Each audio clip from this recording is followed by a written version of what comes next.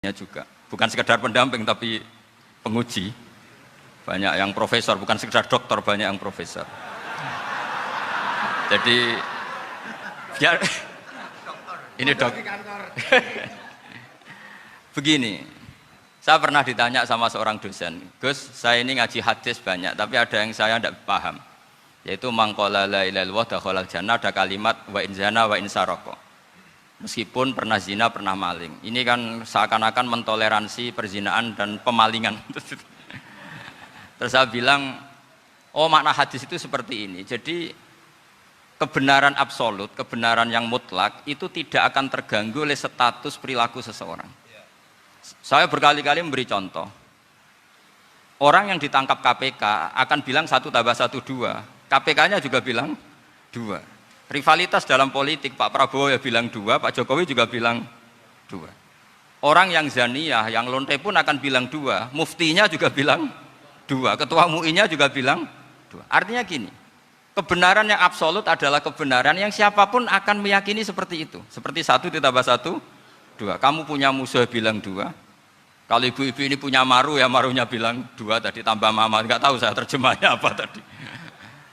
Nah, kebenaran yang absolut itu kebenaran yang siapapun pasti mengakui.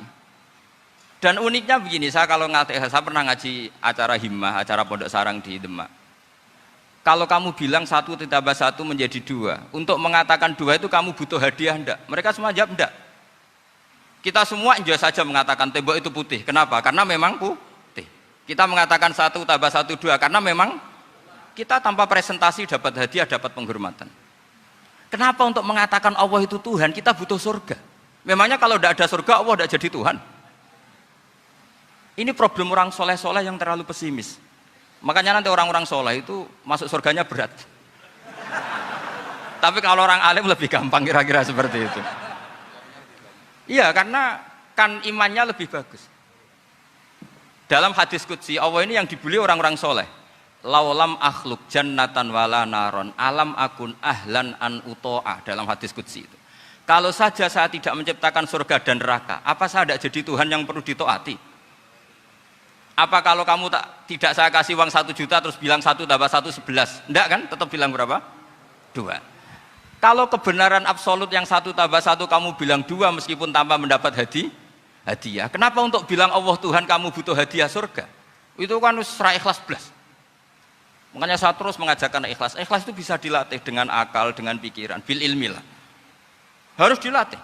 Nah di sini ini momen atau makna yang mestinya harus difahami wa in zana wa in sar. Bahwa kalimat ini sah meskipun dilafatkan seorang yang pernah zina. Sama seperti 1 tambah 1 2 sah, diucapkan siapa saja sah. Dan siapapun akan mengucapkan itu secara ikhlas. Ini penting saya utarakan. Sehingga setelah ada firqah-firqah takfiri yang mengatakan orang megang keris itu syirik, ke kuburan syirik, ini syirik. Itu salah besar. Salahnya adalah tadi, kalimat-kalimat atau kebenaran-kebenaran absolut ini sudah jadi sibghatallahi wa man ahsanu minallahi sibghah. Kalimat ini begitu absolut di hatinya orang mukmin. Sehingga ketika terganggu oleh hal-hal yang adat istiadat, kayak pegang keris, kayak apa, ini tidak mengganggu. Tetap kualitas iman ini di atas keyakinan adat membawa apa? Keris. Kalau orang membawa keris menjadi syirik karena percaya sama makhluk. Orang misalnya kejawen kalau nggak bawa keris nggak nyaman. Orang kota itu kalau nggak bawa ATM juga nggak nyaman. Itu tidak dihukumi syirik. Kamu pergi lupa bawa HP nyaman enggak? Enggak, kenapa tidak dihukumi syirik?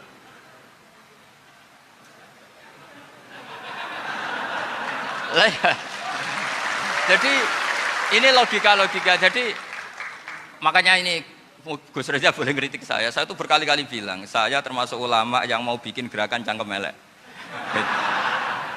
Karena nanti kalau saya nisbatkan ke Rasulullah itu tidak pantas, karena Nabi ahsanan nasi khalqaw wa khuluqa. Tapi saya siap jadi bempernya Rasulullah Shallallahu Alaihi Wasallam.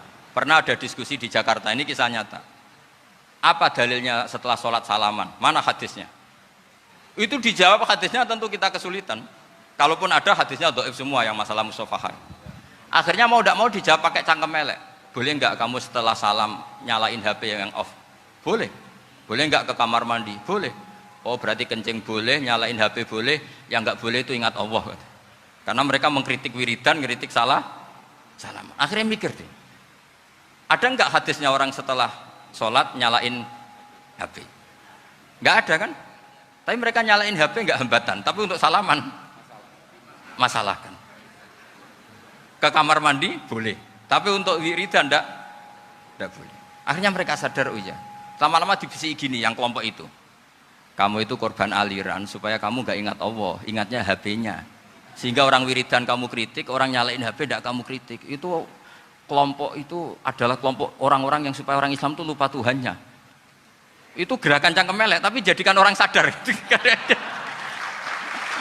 Jadi ini penting. Jadi kalau kamu tidak bisa bela agama dengan jalan yang lurus karena tidak bakat gitu. Gak apa-apa pakai cangkem melek tadi, karena gak mungkin gerakan ini dinisbatkan kepada Rasulullah Shallallahu Alaihi Wasallam. Kalau soal sanad, saya punya sekian sanad tentang itu, tapi tidak usah kamu ikuti.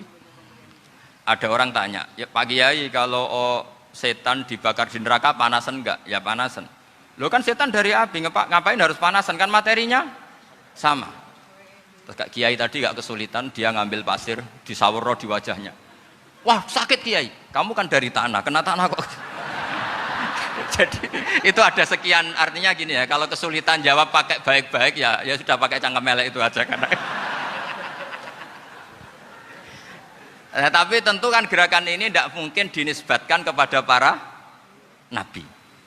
Tapi saya pastikan meskipun nggak bisa dinisbatkan kepada para nabi dari segi cangkem melek tadi, tapi secara semangat itu sama.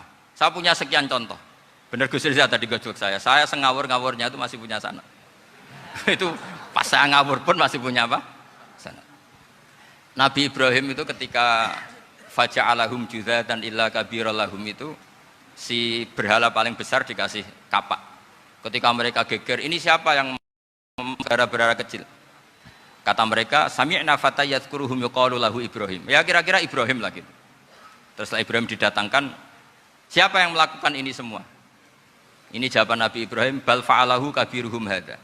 Ya tanya yang bawa pedal, saya kan tidak bawa kan. Terus kata orang-orang, otak kamu itu di mana? Masa berhala disuruh nanya, kan nggak bisa ngomong. Ibrahim kebalikan, uffil lakum walima ta'buduna min dunillah. Lalu otak kamu di mana? Sudah tahu nggak bisa ngomong kok disembah gitu. Itu ada kata uffin loh. Uffin itu kalau diterjemah kira-kira ya agak-agak jancuk gitu. Kira-kira ya kira-kira seperti itu. Jadi sekarang dalilnya jancuk apa Gus? Pakai jalan biasa kalau misalnya saya bilang sudah itu. Gimana? Jancuk itu dari daksu, dak tinggalkanlah suan perkara sing elek. Krono ilate wong Surabaya kakean rawon akhirnya ngomongnya jancuk.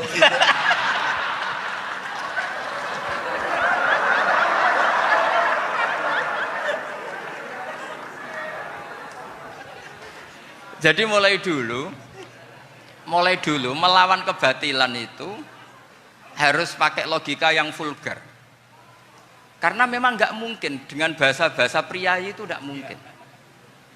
Dan ini penting saya utarakan. Nah, kalau nanti nggak mungkin dinisbatkan kepada Rasul karena Nabi adalah ahsanan nasi khalqa wa khuluqa, kita yang ngambil alih saja. Gus Reza, saya, Gus Kawasan ini cara cangkem melek kan pantas. Luas. Selain bakat ya sudah natural. Karena memang itu cara kita menjelaskan kebenaran. Saya ulang lagi, itu